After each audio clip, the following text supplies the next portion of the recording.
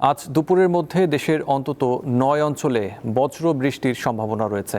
বৃহস্পতিবার দুপুর পর্যন্ত আবহাওয়া অফিসের দেয়া পূর্বাভাসে এই তথ্য জানানো হয়।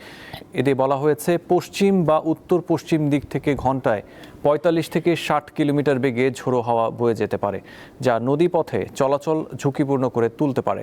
এই পরিস্থিতিতে সংশ্লিষ্ট এলাকার নদী বন্দরগুলোকে সতর্ক সংকেত দেখাতে বলা হয়েছে। এদিকে উত্তর বঙ্গোপসাগর ও তৎসংলগ্ন এলাকায় বায়ুচাপের তারতম্যের আধিক্য অব্যাহত রয়েছে। সেই সঙ্গে উপকূলীয় এলাকায় বজ্র মেঘ তৈরি হচ্ছে। এর প্রভাবে পটুয়াখালীতে গত ২ দিন ধরে থেমে থেমে মাঝারি থেকে ভারী বৃষ্টিপাত অব্যাহত রয়েছে। আজও এসব নদীবন্দরসমূহকে ১ নম্বর সতর্ক সংকেত এবং পায়রাসহ দেশের সকল সমুদ্র বন্দরকে ৩ নম্বর সতর্ক সংকেত দেখিয়ে যেতে বলেছে আবহাওয়া অফিস। এছাড়া সকল মাছ ধরার ট্রলারসমূহকে উপকূলের কাছাকাছি থেকে সাবধানে চলাচল করতে বলা হয়েছে। আবহাওয়ার আরও খবর জানাতে পটুয়াখালী থেকে যোগ দিচ্ছেন সহকর্মী মোহাম্মদ ইমরান। কথা বলবো তার সাথে। ইমরান, আবহাওয়ার বর্তমান পরিস্থিতি কেমন দেখছেন এবং সেখানে বিরূপ আবহাওয়ার কারণে জনসাধারণের কী ধরনের ভোগান্তিতে পড়েছে?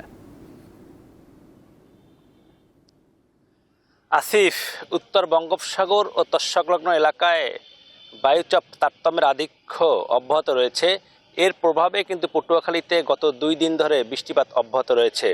গতকাল সকাল ৯টা থেকে আজ সকাল ৯টা পর্যন্ত ২৪ ঘন্টায় কিন্তু ১২০.৮ মিলিমিটার বৃষ্টিপাত রেকর্ড করছে খেপুপাড়া আবহাওয়া অফিস। এর আগের ২৪ ঘন্টায় কিন্তু ১১৪ মিলিমিটার বৃষ্টিপাত রেকর্ড করা হয়েছে। তো এই ২ দিনের বৃষ্টিতে কিন্তু এখানকার যে মাছের ঘের বা পুকুর এই পানিতে কিন্তু একেবারে ছুঁইচি হয়ে গেছে।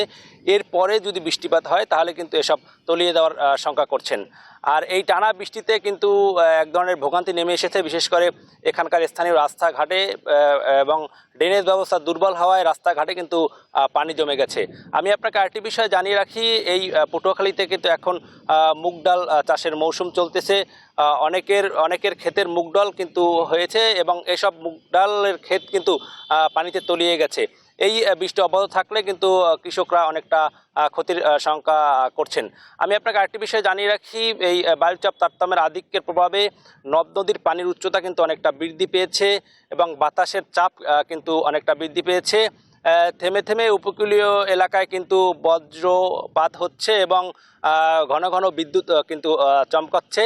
আমরা এখানকার আবহাওয়া অফিসের সঙ্গে কথা বলেছি, উপকূলীয় এলাকা দিয়ে কিন্তু এই পটুয়াখালী সহ দেশের ৯ জেলার উপর দিয়ে কিন্তু আসলে ৪৫ থেকে ৬০ কিলোমিটার বেগে ঝড়ো হাওয়া বয়ে যেতে পারে। তাই এসব জেলার নদীবন্দর সমূহে কিন্তু ১ নম্বর সতর্কতা সংকেত দেখিয়ে দিতে বলা হয়েছে এবং পটুয়াখালীর পায়রা বন্দর সহ দেশের ৪ সমুদ্র বন্দরকে কিন্তু ৩ নম্বর স্থানীয় সতর্কতা সংকেত দেখিয়ে দিতে বলা হয়েছে। সেই সঙ্গে কিন্তু সকল মাছ ধরা ট্রলার সমূহকে কিন্তু নিরাপদ আশ্রয়ে থাকতে বলা হয়েছে।